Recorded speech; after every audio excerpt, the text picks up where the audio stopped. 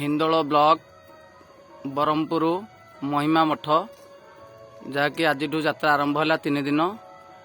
ये हूँ से अलौकिक मठ महिमा मठ। आगे अच्छी शून्य मंदिर, आगे अच्छी ध्वनि मंदिर। ये आप देखुं ध्वनि मंदिर एवं ध्वनि मंदिर। मंदिर सामना करे जो मंदिर दिशुची झलका किनी सेठी भी अच्छा ध्वनि मंदिर। आउ ये हूँ शून्य मंदिर। ये पछघर पाख दृश्य आपको देखली, आगकर देखी। ये हूँ पछघर पाख दृश्य बरहमपुर महिमा मठ अलेख महिमा शरणम। ये आप देखुं ध्वनि मंदिर बरहमपुर महिमा मठर ध्वनि मंदिर। ये राति रोचंती देखु। ये हूँ घंट, जो घंट की राति 4टा बेलू बजाऊँगी। बड़ घंट यही झापसा जो मंदिर शून्य मंदिर दिशुला जो ध्वनि मंदिर यही मंदिर ध्वनि मंदिर।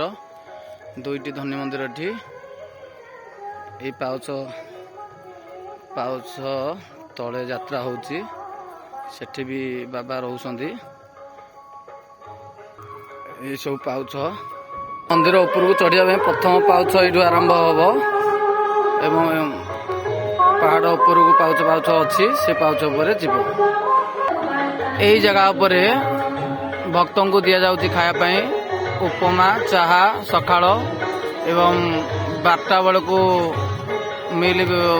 मिल भोग भी दिया होची, अन्न भोग भी दिया होची एवं संज बेलू भी अन्न भोग दि जाऊँगी। यही जगह पर आपण मैंने देखुं 3 टाइम एटे खायापाई मठ तरफ सेमिति दि जाऊँगी।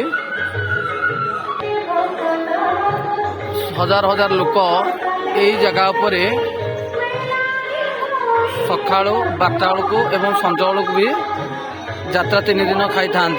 आप देखुं ये स्पेस अच्छी ये जगह पर भक्त खाती रहती। ये जो घर देखा बापा ये घर रहती।